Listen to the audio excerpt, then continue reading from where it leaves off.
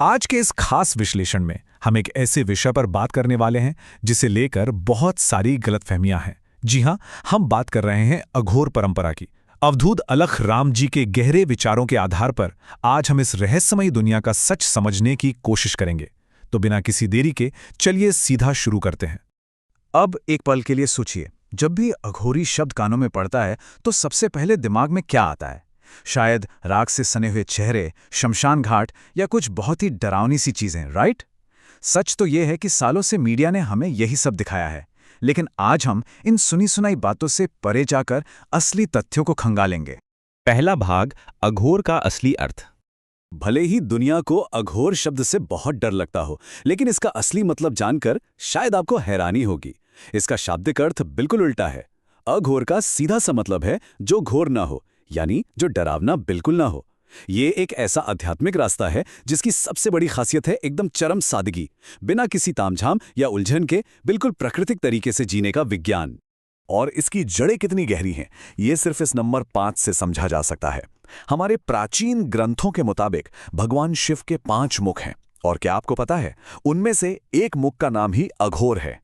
तो इसका मतलब ये कोई आजकल की बनी हुई नई प्रथा नहीं है, बल्कि ये सीधे तौर पर सृष्टि के सबसे प्राचीन और पवित्र स्रोतों से जुड़ी है। दूसरा भाग, शव साधना का रहस्य। चलिए अब उस चीज पर आते हैं जो शायद सबसे ज्यादा चौंकाने वाली लगती है, शव साधना। अब यहां सबसे बड़ा ट्विस्ट यह है कि इसका किसी असली मृत शरीर या मुर्दे से कोई लेना देना है ही नहीं। ये शायद सबसे बड़ी गलतफहमी है। असली अभ्यास तो मन की उस अवस्था को पाने का है जहां सारी सांसारिक इच्छाएं पूरी तरह से खत्म हो जाती हैं। मतलब जीते जी अपने मन को वासनाओं से बिल्कुल एक मुर्दे की तरह शून्य कर देना। अब सोचने वाली बात है कि एक शव जैसे मन की पहचान होती क्या है।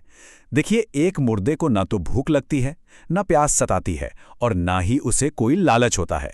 बिल्कुल इसी तरह एक सच्चा साधक अपने चंचल मन को इतना ज्यादा शांत कर लेता है कि दुनिया का कोई भी लालच या मोह उसे हिला नहीं सकता।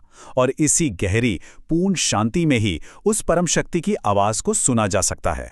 तीसरा भाग, इंटरनेट मिथक बनाम सच्चाई। आजकल के इंटरनेट के दौर में ये बात बहुत ही साफ तौर पर देखने को मिलती है कि कैसे सिर्फ कुछ व्यूज बटोरने के लिए सच्चाई को पूरी तरह से तोड़ मरोड़ दिया जाता है। इंटरनेट पर अक्सर नशे में धुत अजीबोगरीब हरकतें करते ढोंगियों को ही असली अघोरी बता दिया जाता है, लेकिन असलियत में एक सच्चे अघोरी का जीवन इसके बिल्कुल उलट होता है। उनका जीवन बहुत गहरी सादगी, कठोर मानसिक अनुशासन और पूर्ण वैराग्य की एक मिसाल होता है।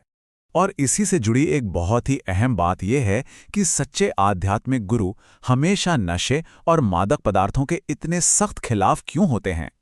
इसके पीछे एक बहुत ठोस कारण है। नशा असल में इंसान के आध्यात्मिक ध्यान को पूरी तरह भंग कर देता है।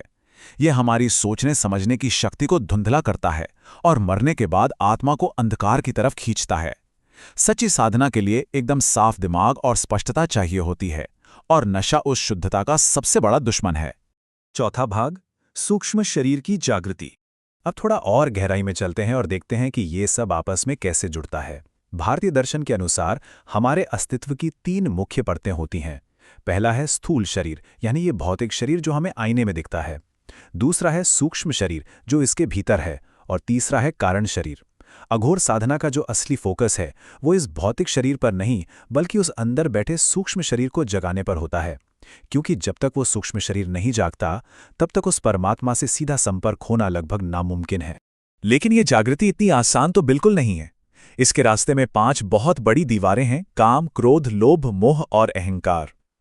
ये वो भारी पत्थर हैं जो उस सूक्ष्म शरीर को कभी जागने ही नहीं देते। जब तक एक बहुत ही कड़े अनुशासन के जरिए इन 5 विकारों को मन से पूरी तरह साफ नहीं कर दिया जाता, तब तक किसी भी तरह का दिव्य अनुभव होना संभव ही नहीं है। इन सभी रुकावटों में सबसे ज्यादा खतरनाक कौन सी है?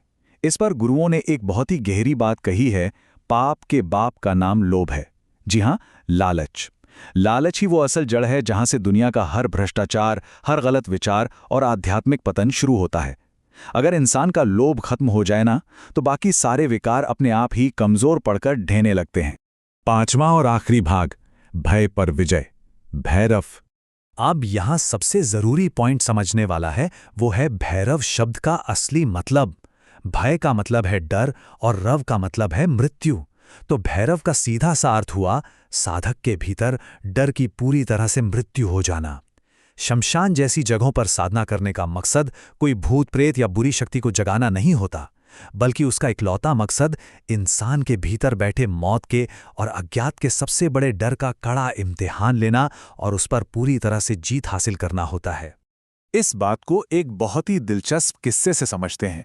एक बंगाली दादा थे जिन्होंने बिना किसी तैयारी के बस जिद पकड़ ली और भैरव साधना के लिए बैठ गए।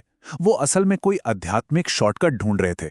लेकिन फिर क्या हुआ, जब असली परीक्षा की घड़ी आई और उनके सामने बेहद डरावने मायावी दृश्य पैदा हुए, तो वो अपने अंदर के उस डर को बिल्कुल भी बर्दाश्त नहीं कर पाए और अपनी जान बचाकर वहां से भाग खड़े हुए। ये किस्सा साफ बताता है कि बिना खुद को मानसिक रूप से मजबूत किए इस रास्ते पर चलना कितना खतरनाक साबित हो सकता है। और ये घटना हमें एक बहुत ही गहरा सबक सिखाती है। साधना में जो भयानक बाधाएं या डरावने भ्रम सामने आते हैं, वो दरअसल नुकसान पहुंचाने के लिए नहीं होते। ईश्वरीय शक्तियां ये मुश्किलें इसलिए खड़ी करती हैं ताकि साधक के कर्मों का विकास बहुत तेजी से हो सके। ये मुश्किलें ही हैं जो इंसान के भीतर एक ऐसा लचीलापन, एक ऐसी मजबूती भर देती हैं जिसे दुनिया की कोई भी ताकत हिला नहीं सकती। सच ही कहा गया है कि कठिनाइयां ही असल में जीत का सही रास्ता सिखाती हैं। तो इस पूरी चर्चा को अगर हम एक जगह समेटें तो संत कबीरदास जी की ये लाइन बिल्कुल सटीक बैठती है, मन मरे धात मर जाए। इस पूरे विश्लेषण का सबसे बड़ा सार यही है कि जब तक हमारा ये शोर मचाने वाला, हर छोटी बड़ी चीज की लालसा करने वाला मन पूरी तरह से शांत नहीं होता, जब तक इस मन की वासनाओं की मृत्यु नहीं होती, तब तक सच्ची आध्यात्मिक शांति कभी नहीं मिल सकती। अघोर मार्ग इसी चंचल मन को शून्य कर देने की एक बहुत ही बेजोड़ और एकदम वैज्ञानिक कला है। अंत में इस चर्चा को खत्म करते हुए एक बहुत ही गहरा सवाल हम सबके लिए पीछे छूट जाता है। सच्ची और स्थायी आंतरिक शांति पाने के लिए हमें अपने खुद के किन सबसे गहरे और छिपे हुए डरों पर जीत हासिल करनी होगी? इस बारे में एक बार जरूर सोचिएगा। सीखते रहिए और ज्ञान की इस खोज में आगे बढ़ते रहिए।